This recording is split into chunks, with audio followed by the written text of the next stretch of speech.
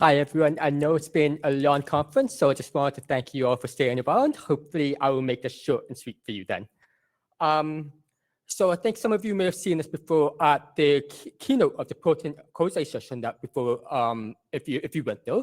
But just to recap, this talk is going to be about intrinsically distorted regions and what they are.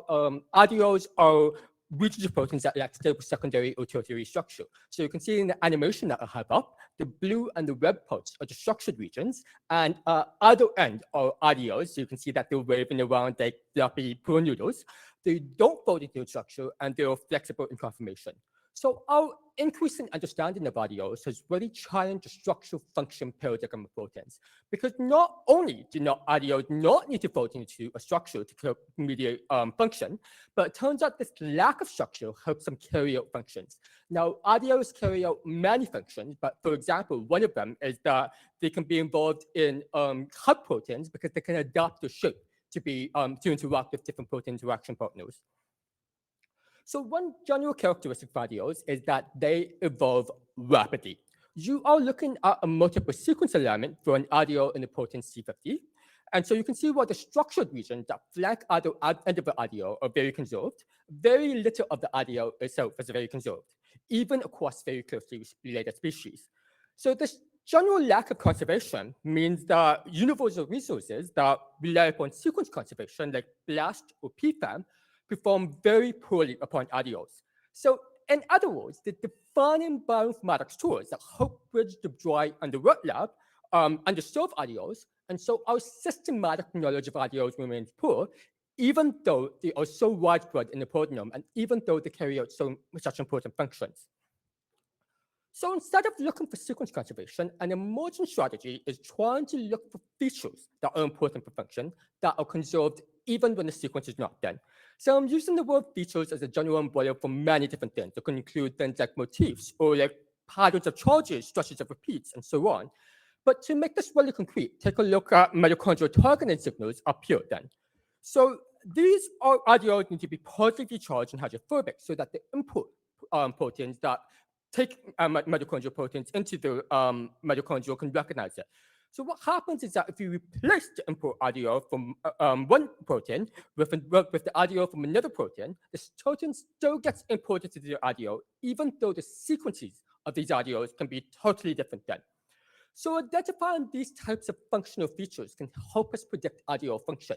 So for example, if we see a positively charged and hydrophobic RDO at the start of a protein, we can predict that is a mitochondrial targeting RDO. Now that is just for one function. How do we identify features that connect to function in general then? So typically, these types of functional features are identified through targeted wet lab experiments. The biologists hypothesize some feature to be important to RDO function, introduce mutations that will alter that feature, and then assess impact on some kind of downstream assay. Obviously, this process is very time and resource consuming. One of the bottlenecks is that it may not be obvious from the sequence alone what to mutate. So you're going to need to do some trial and error to figure out what you need to mutate then. And unfortunately, computational methods for guiding this process are very limited. One of the strategies is to look for motifs, but only a small subset of motifs really, features really behave as motifs, and many RDOs do not have them. Another strategy is to apply classifiers, but we only have a limited range of classifiers for many functions because we don't really know that much systematically about RDOs, and so our knowledge of our ability to construct reliable training data sets is limited. You would also need some prior hypotheses about what function to know what classifier to apply then. So that brings me to our goal today. We sought to create a computational method for producing hypotheses about what features in RDOs are important for function. This method should be able to identify features generally. It should be able to identify features like repeats or distributed properties in addition to motifs then.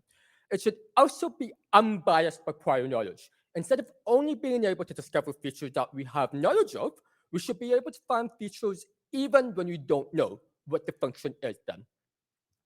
So here is our approach. We call it reverse homology. At a high level, what we're going to do is that we're going to train neural networks to identify evolutionary conserved features in RDO sequences. So central to this idea is that we can identify sets of homologous RDO sequences or sequences in the same common same sequences that stem from the same common ancestor in a fully unsupervised and automatic manner. So this is done by taking full protein sequences, aligning them, and exploiting the principle that the order of domains is strongly conserved across species. You can see the paper for more details then. So we'll take some of these homologous alleles, and then we will show that to the model as a query set. Then we will take a held-out allele from a homologous set, we'll mix it up with a whole bunch of other alleles from non-homologous families sampled from the proteome. And so basically the problem is that the model is going to have to guess which of the target sequences in the target set was the original homologue corresponding to that of the query set then. So it's important to emphasize that the reason we are training a neural network here isn't because the output is useful to us. We already know what the homologues are after all. Rather, we think that solving this task will encourage the model to learn useful transferable skills that we can later use to analyze alleles then. So in order to correctly identify homologues, the models must learn that features that are conserved across all members of the homology family across evolution. And moreover, these features must be specific to the homology family and distinguish other allele homologues from other alleles then. So we think that both of these properties will lead us to biologically interesting features. Evolutionary conserved features tend to be important for function after all. So in trend-reverse homology, we train it globally using all alleles from the proteome. And the result is that you get a single central model with hundreds of different features that each capture signal for different types of alleles. So after we train this model, what we can do is that we can apply interpretation techniques to understand what the features learned are. This is what the features look like for the yeast proteome. Each feature is visualized as a sequence logo that shows the types of subsequences that the feature most looks for. And you can see that we learn a beautiful diversity of features. Some capture different biochemical properties like positive or negative charge. Other capture more motif-like features, like versus bulk features that are distributed across the entire sequence then. So there are many things that you can do with models trained using reverse homology, but in the interest of time, I'm going to show you what I think is the most important one.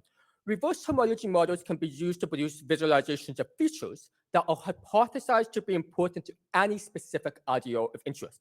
So this is done generally by ranking the most important features in the model for the allele relative to other alleles in the proteome. So seeing what features most predict evolutionary conservation for that allele, and then systematically mutating every amino acid in that sequence to every other amino acid to determine how mutations impact that feature then. So for example, this slide shows one of the most important features for an allele in the human HNRNP-A1, and that is a phase separating protein that is implicated in cancer. So visualize one of the most important features for this allele as a mutation map. The taller the letter is above the axis, the more the wild-type amino acid sequence in that position contributes to the feature. And then we show the most favorable amino acids above the axis, the least favorable below the axis. So overall, what this mutation map tells us is that the feature really likes aromatic amino acids flanked by glycines and serines. And so we know from literature that this type of feature promotes weak stacking interactions that allow the sequence that allow the protein to phase separate. So in this case, you can see that the model has correctly identified an important feature of the protein, despite having no prior knowledge about the protein's function then. So to summarize, alleles are really important to protein function, but poorly understood because those sequences challenge universal bioinformatics resources. So we presented here the first proteome-wide evolutionary approach for general feature discovery in alleles. And our method allows biologists to produce detailed visualizations of features hypothesized to be conserved in allele sequences. And I would encourage you to check out the paper if you are interested in more details then. So we had a poster, but there is also a companion web app. So if you want to try this on your own sequences, feel free to either take a picture of that link, or if you just Google reverse homology Microsoft, it should be within like the top 3 hits or so. Finally, I just wanted to say that if you are a PhD student and you're interested in my research or just looking for computational biology internships in general, I would encourage you to apply for an annual internship program at Microsoft Research New England. The internship is an opportunity to work with researchers with broad interests, and feel free to email me or talk to me at the end of this presentation if you want more details about that then. Great, thank you.